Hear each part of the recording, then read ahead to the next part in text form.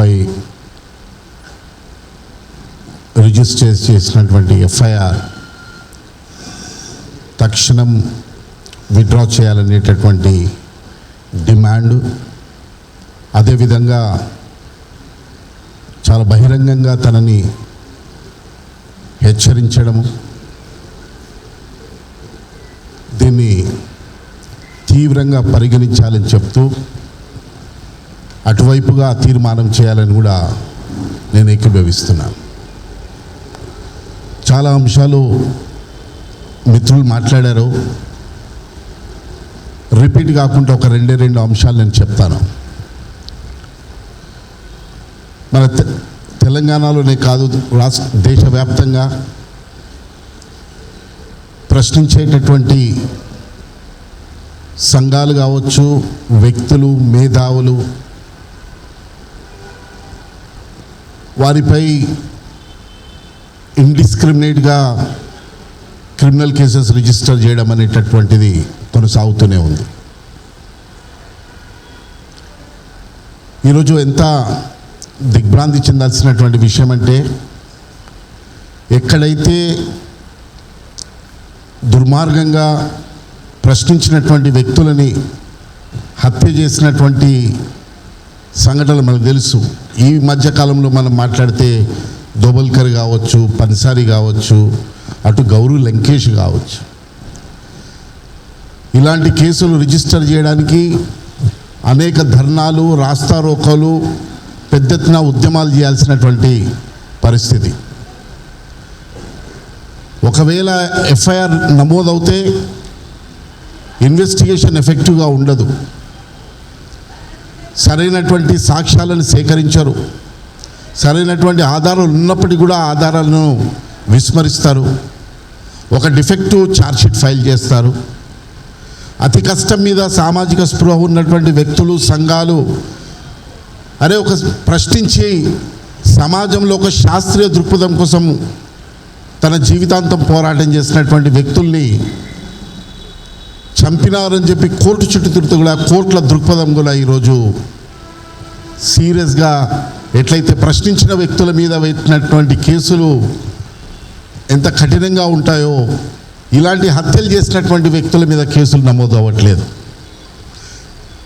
ఈరోజు ఇదొక కాంటెక్స్ట్ మనం డాక్టర్ కదిరి కృష్ణ చూస్తున్నాం. కానీ అనేక ఎఫ్ఐఆర్లు, ట్రయల్లు జరిగి కోర్టులు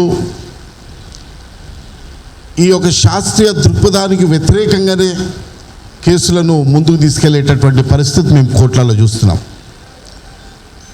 అనేక ఎఫ్ఐఆర్లు అవుతున్నాయి.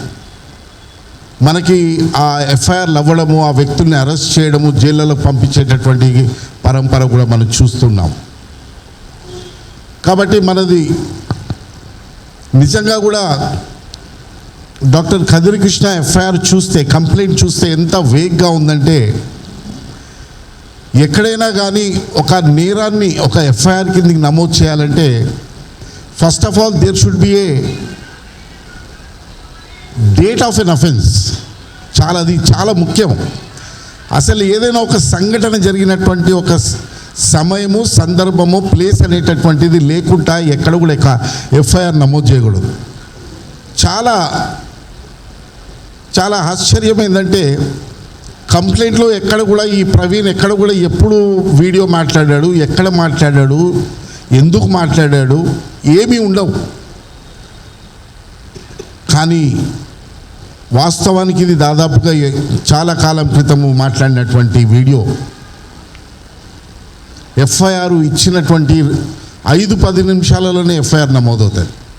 చూడండి యంత్రాంగము, స్టేట్ ఎంత ఎఫెక్టివ్గా. మనం ఈరోజు దళితుల మీద దాడులు జరుగుతున్నాయి, అత్యాచారాలు జరుగుతున్నాయి, సోషల్ బైకాట్ ఒకవైపు జరుగుతున్నాయి. ఎఫ్ఐఆర్ నమోదు చేయమంటే చేయరు. రోజుల తరబడి పోలీస్ స్టేషన్ల చుట్టూ తిరగాలి. ఈ దేశంలో ఒక ధర్నా చేయండి, ఒక ఎఫ్ఐఆర్ నమోదు కాదు. SC/ST prevention of atrocities act కింద చట్టంలో, యాక్ట్లో చాలా స్పష్టంగా నాన్ బెయిలబుల్, యాంటిసిపేటరీ బెయిల్ ఉండకూడదు ఏ విక్టిమ్ అయినా కానీ అట్రాసిటీస్ యాక్ట్ కింద. కానీ ఈరోజు కోర్టులు చాలా సింపుల్గా ఈరోజు anticipatory bails in the name of quash కింద ఇవ్వడం జరుగుతుంది. ఇలాంటి చట్టం ఒకవైపు చెప్తున్నప్పుడు కూడా రాజ్యం ఎక్కడ కూడా దీన్ని చాలా సీరియస్గా తీసుకొని మీరు ఎట్లా బెయిల్ ఇస్తారు, ఎట్లా 41A ఇస్తారని చెప్పి మాట్లాడేటువంటి సందర్భాలు మనకి ఎక్కడ కూడా కనపడవు.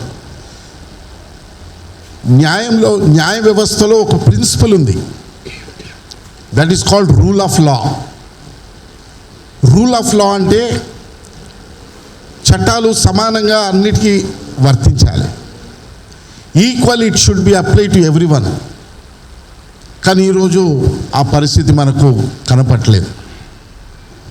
మొత్తం రాజ్యాంగంలో ఉండేటటువంటి ఒక్కటే ఒక ఆర్టికల్, ఆ ఆర్టికల్ ద్వారానే ఈరోజు సమాజంలో ఉండేటటువంటి ఒక స్టేటస్ కో యథాస్థితి కానీ, సమాజాన్ని ఒక శాస్త్రీయ దృక్పథంతో ముందుకు తీసుకెళ్ళేటటువంటిది మాట్లాడడం కానీ, అసమానతలకు వ్యతిరేకంగా మాట్లాడాలన్నా, దోపిడీకి వ్యతిరేకంగా మాట్లాడాలన్నా ప్రశ్నించేటటువంటి ఒకటే ఒక article 19. Except Article 19 in the Indian Constitution, there is no other article which empowers పౌరులకు మాట్లాడేటటువంటి స్వేచ్ఛ, మీటింగ్లు పెట్టుకునేటటువంటి స్వేచ్ఛ, సంఘాలు పెట్టుకునేటటువంటి స్వేచ్ఛ, ఒక ప్రాస్పెక్టివ్ సమాజాన్ని చూడాలనుకునే కలలు కనేటటువంటి స్వేచ్ఛ ఉంది. దీన్ని ఈరోజు క్రిమినలైజ్ చేస్తున్నారు. అంటే మాట్లాడేటటువంటి వ్యక్తులను భయభ్రాంతులకు గురి చేయడం, కేసులు పెట్టి అరెస్ట్ చేస్తామనేటటువంటి ఒక భయభ్రాంతులకు గురి చేయడం. ఇంకొక ఆశ్చర్యకరమైనటువంటి ఈ కేసులో, కదిరి కృష్ణ కేసులో, ఈ కొత్తగా వచ్చిన బిఎన్ఎస్ చట్టం ప్రకారంగా వాస్తవానికి మేమంతా ఈ చట్టంలో ఈ ఎఫ్ఐఆర్ నమోదు చేసేదానికి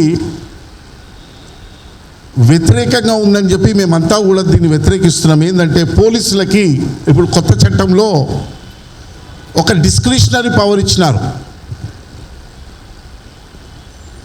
డిస్క్రిషనరీ పవర్ అంటే ఏంటంటే ఆలోచింపజేసే వాళ్ళు నిజంగా ఒక కంప్లైంట్ వస్తే ఆ కంప్లైంట్పై ఇందులో న్యాయం ఉందా, అన్యాయమా, వాస్తవమా, అవాస్తవమా తెలుసుకునేటటువంటి కొంత సమయం ఇచ్చారు.